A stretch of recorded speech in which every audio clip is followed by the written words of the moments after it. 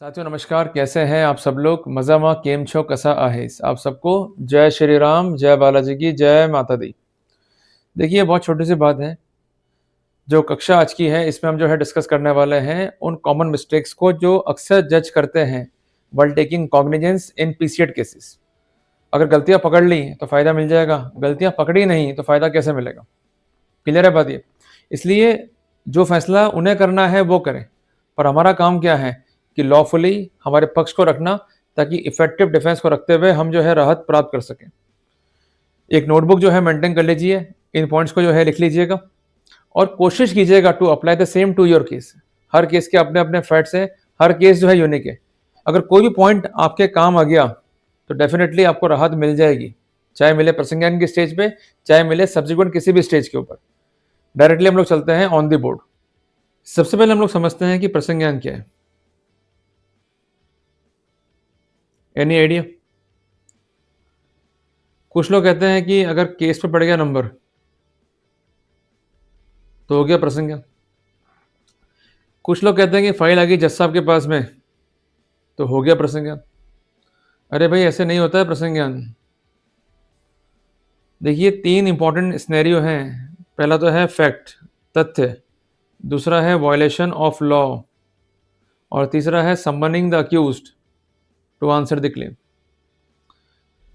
प्रसंज्ञान में क्या होता है, कोर्ट जो है देखता है फैक्ट्स को और ये मालूम करता है कि वायलेशन ऑफ लॉ क्या। जब दोनों ही आंसरों से मिलते हैं पॉजिटिव तो वो सम्मन करता है अक्यूज को टू आंसर द क्लेम। जो एंटायर प्रोसेस है ये कहलाता है संज्ञान लेना या टेकिंग अ कॉग्निजेंस। क्लियर हो गया? जो मामले होते हैं पीसीएट के, ये होते हैं ऑन पुलिस रिपोर्ट।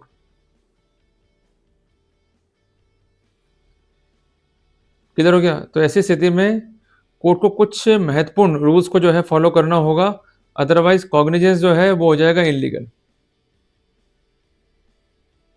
वो नियम क्या है जिसको हम समझेंगे स्टेप बाय स्टेप। सबसे पहला नियम,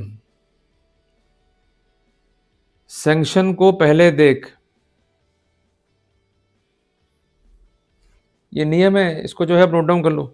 अगर मामला जो है धारा 7, धारा 11, धारा 13, धारा 15 पीसी एक्ट का है और सैंक्शन जज ने देखी ही नहीं और फैक्ट्स को देख लिया, वॉयलेशन को देख लिया, प्रसंज्ञान ले लिया, प्रसंज्ञान क्या हो जाएगा? इनलीगल।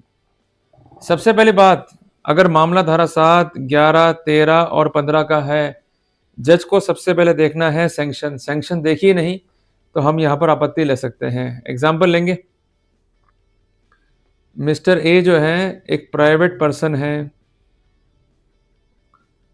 पब्लिक सर्वेंट नहीं है। जब लोक सेवक नहीं है तो सैंक्शन आएगी या नहीं आएगी? बोलिए। नहीं आएगी। गुड। तो ऐसे सिनेरियो में जो प्राइवेट पर्सन है उसका प्रसंज्ञान यदि हो गया है सेक्शन 7 में और सैंक्शन नहीं है धारा 19 में, तो प्रसंज्ञान क्या हो जाएगा? अपने आप में ही इलीगल। क्लियर है? तो कुल मिला करके धारा 7, 11, 13, 15 पीसीएट का यदि मामला है तो वहां पर प्रसंज्ञान से पूर्व सैंक्शन चाहिए ही चाहिए। अगर नहीं है तो फायदा मिल जाएगा। इसी प्रकार हम एक एग्जांपल और भी लेंगे कि मिस्टर ए जो है लोक सेवक है, कोर्ट में आ गई चार्जशीट, बट सैंक्शन जो है रिकॉर्ड पे नहीं है और कोर्ट ने जो है ले लिया है प्रसंज्ञान, तो कार्रवाई क्या हो जाएगी? इलीगल। तो रूल नंबर 1 क्या है? अगर मामला धारा 7, 11, 13, 15 का है तो सैंक्शन को पहले देख। अगर सैंक्शन नहीं है तो प्रसंज्ञान में नहीं होगा और फाइल को जो है रोकना पड़ेगा। क्लियर हो गया? दूसरी बात, कोर्ट को ये भी देखना है कि सैंक्शन रिफ्यूज तो नहीं हो गई है। अगर सैंक्शन रिफ्यूज हो गई है तब भी कोर्ट जो है प्रसंज्ञान नहीं ले सकता और ना ही सैंक्शन को दोबारा जारी करने के लिए, री इशू करने के लिए कोई पत्राचार कर सकता है। इसको लिख लो, अब इंपॉर्टेंट है। तीसरी बात, कोर्ट को यह भी देखना है कि जिसने सैंक्शन दी है, अरे कौन है वो? बोलो बोलो, कौन है वो? Authority must be competent. Clear है बात? ये अगर अथॉरिटी इनकम्पिटेंट है सैंक्शन जारी करने के लिए, सैंक्शन क्या हो जाएगी? इलीगल। ये बिंदु बनता है डिस्चार्ज का भी। क्लियर है? चौथी बात, कोर्ट को यह भी ऑब्जर्व करना है कि सैंक्शन जो है मैकेनिकल तो नहीं है। कई बार ऐसा हो सकता है कि सैंक्शन जो है मैकेनिकल हो। ये जो महत्वपूर्ण गाइडलाइंस है सीबीआई बनाम अशोक कुमार अग्रवाल के निर्णय की, जिसका डेट है 31/10/13, उसकी पालना सुनिश्चित हुई है या नहीं हुई है। अगर पालना सुनिश्चित नहीं हुई है, सैंक्शन जो है मैकेनिकल है, तो आप उसका फ़ायदा ले सकते हैं। क्लियर हो गया? तो कुल मिला करके अगर सैंक्शन रिकॉर्ड पे नहीं है, इसको अपन निकालते हैं नटशेल में। सैंक्शन जो है रिकॉर्ड पे नहीं है, या सैंक्शन जो है डिफेक्टिव है, या मैकेनिकल है, तो इसका फ़ायदा ले सकते हैं। और कोर्ट को ये बिंदु जो है देखने होंगे। कोर्ट इन बिंदुओं को अवॉइड नहीं कर सकता है। लिख लो भाई। दूसरी बात, ऐसे कई जजमेंट आए हैं जहां पर लिखा गया है कि कोर्ट को जो है रीज़न नहीं लिखने हैं डिटेल में while टेकिंग द कॉग्निजेंस। पर अभी ये नियम जो है हमें देखना होगा इन the light of section 393 of BNSS, जो कि करता है मैंडेट कि कोर्ट का हर फैसले में रीज़न होना चाहिए। इसके अलावा जजमेंट है ऑनरेबल सुप्रीम कोर्ट का इंदिराजीत बनाम संतोष, जजमेंट का डेट है 19/4/2022। इसका भी अपन जो है फ़ायदा ले सकते हैं, इसको भी जो है आप नोट डाउन कर लो। इसलिए अगर कारण नहीं है फैसले में, तो फैसला क्या हो जाएगा? इनलीगल। जैसे को माई थी ना, क्या बोली थी वो कि मेरे करण अर्जुन कब आएंगे? तो आपको कारण नहीं चाहिए, आपको चाहिए कारण। अगर आपका कारण नहीं है ना, तो फैसला क्या हो जाएगा? इनलीगल। इसको आप नोट डाउन कर लो। इस बिंदु पर हम चैलेंज कर सकते हैं प्रसंगन आदेश को as per section 442 of BNSS। Revision जो है आपको फाइल करनी पड़ेगी बिफोर ऑनरेबल हाई कोर्ट। हालांकि कुछ लोग ऐसे भी हैं दिल्ली हाई कोर्ट के जो ये कहते हैं कि रिवीजन जो है लाई नहीं करेगी, तो वहां पर आप रिट या क्वेश्चनिंग पिटिशन दाखिल कर सकते हैं, which ever is applicable. Clear हो गया? ऑर्डर में ये दिखाई देना चाहिए कि कोर्ट ने जो है माइंड अप्लाई किया है। अगर ऑर्डर जो है मैकेनिकल है या साइक्लोस्टाइल्ड है, तो इस तरह का आदेश जो है वो इनलीगल है। कई बार ये भी हो सकता है कि जज जो है भर दे फिल इन द ब्लैंक्स। कई बार ऐसा होता भी है, तब भी आप जो है आपत्ति पेश कर सकते हैं। इंपॉर्टेंट है, इसको आप नोट डाउन कर लो। चले आगे। देखिए, अगर मामला जो है धारा 7 PC8 का है, मैं आ रहा हूँ पॉइंट नंबर 3 के ऊपर, तो वहां पर कोर्ट को ये देखना है कि डिमांड क्या है, इसको लेकर के एविडेंसेस क्या है। अगर डिमांड स्पेसिफिक ही नहीं है, जनरल डिमांड है, पर उससे कोई निष्कर्ष ड्रॉ नहीं कर सकते हैं, सिर्फ आवाज के मैच हो जाने से प्रसंगन नहीं लिया जा सकता। इस पर जजमेंट है बॉम्बे हाई कोर्ट का, इसका नाम है दादा साहेब बनाम स्टेट ऑफ महाराष्ट्र। तो ये काफ़ी इंपॉर्टेंट है, इसको जो है ध्यान में रखिएगा। डिमांड होनी चाहिए ascertain, demand must be specific. If demand is not specific we could have the benefit. इसके अलावा सिर्फ डिमांड है, रिकवरी या एक्सेप्टेंस नहीं है, तो कोर्ट को ये भी देखना है कि सेक्शन 17A PC8 का कंप्लायंस हुआ है या नहीं हुआ है। इस बिंदु पर जजमेंट भी है राजस्थान हाईकोर्ट का दिनांक 8/10/24 का, जो काफ़ी इंपॉर्टेंट है। इसके अलावा कोर्ट को जो है ध्यान रखना है कि सिर्फ मियर रिकवरी है, मियर एक्सेप्टेंस है, बट डिमांड नहीं है, तो कंसर्न आरोपी को जो है डिस्चार्ज करना पड़ेगा। इसके अलावा कोई भी गवाह स्पेसिफिक नहीं है और गवाहों के बयानों में स्वतः ही विरोधाभास है। ऐसे गवाहन जिनके टेस्टिमनी जो है रिकॉर्ड की गई है as per section 180 of BNSS, तो वहां पर भी जो है फायदा मिल जाएगा। इसलिए कोर्ट को देखना है हर एक पहलू को। सिर्फ संक्षेप में कोर्ट ने जो है ऑर्डर पास कर दिया या इन लिमिट ऑर्डर पास कर दिया, ये कंप्लायंसेस नहीं है। क्लियर है बात है? इसको जो है नोट डाउन कर लो।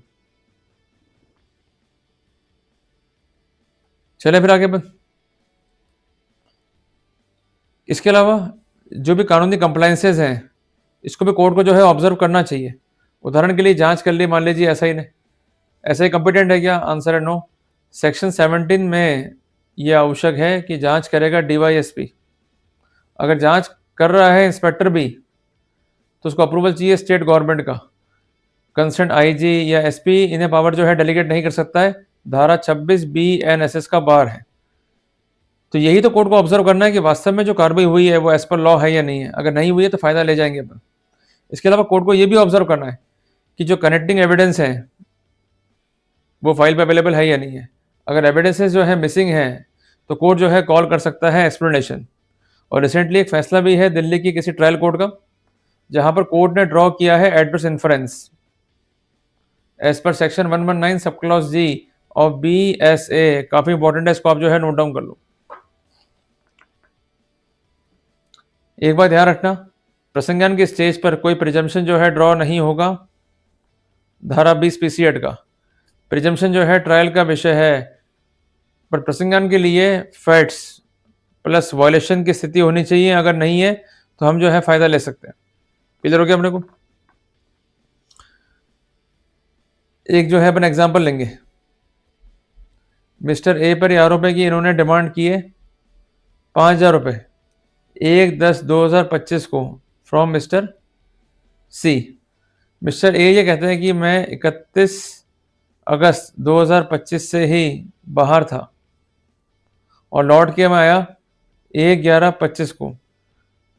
तो ऐसे सिनेरियो में सवाल पैदा होता ही नहीं है मिलने का 1/10/25 को। अगर ये फैक्ट रिकॉर्ड पर है, डॉक्यूमेंट जो है सरकारी है, डॉक्यूमेंट जो है अनकॉन्ट्रोवर्टेड है, तो इसे विचार में ले सकती है कंसर्न कोर्ट भी और कंसर्न IOB। जजमेंट है ऑनरेबल सुप्रीम कोर्ट का, जजमेंट है 2011 criminal law reporter page number 180।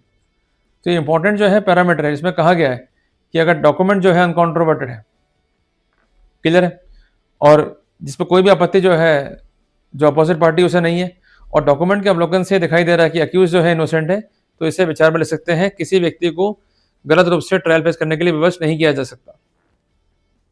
Clear हो गया अपने को? तो ये इंपॉर्टेंट जो है प्रोटोकॉल है, जिसे जो है कोर्ट को देखना होता है व्हाइल टेकिंग द कॉग्निजेंस। तो नटशेल में हम ये कह सकते हैं कि कोई भी ऑर्डर जो है वो साइक्लोस्टाइल नहीं हो सकता है, मैकेनिकल बिल्कुल नहीं हो सकता है। कोर्ट को जो है रीज़न लिखने पड़ेंगे और जो ड्यू कंप्लाइंसेस हैं उसको जो है देखना होगा। अगर कोर्ट ने इन सबको अवॉइड कर दिया, कोर्ट ने निष्कर्ष तक जो है ड्रॉ नहीं किया, सिंपल फैक्ट्स जो है लिख दिए इन जनरल वे, तो ये पर्याप्त नहीं है। कोर्ट को ये बताना होगा कि भाई क्या क्या फैक्ट्स रिकॉर्ड पर हैं जिसके आधार पर जो इन्फ्रिजमेंट ऑफ लॉ है वो दिखाई दे रहा है। अगर दिखाई दे ही नहीं रहा इन्फ्रिजमेंट, पर कोर्ट ने सिर्फ लिख दिए फैक्ट्स को सामान्य रूप में, जो किसी भी रूप में प्रसंज्ञान का या अग्रिम कार्रवाई का आधार नहीं हो सकता है। क्लियर हो गया?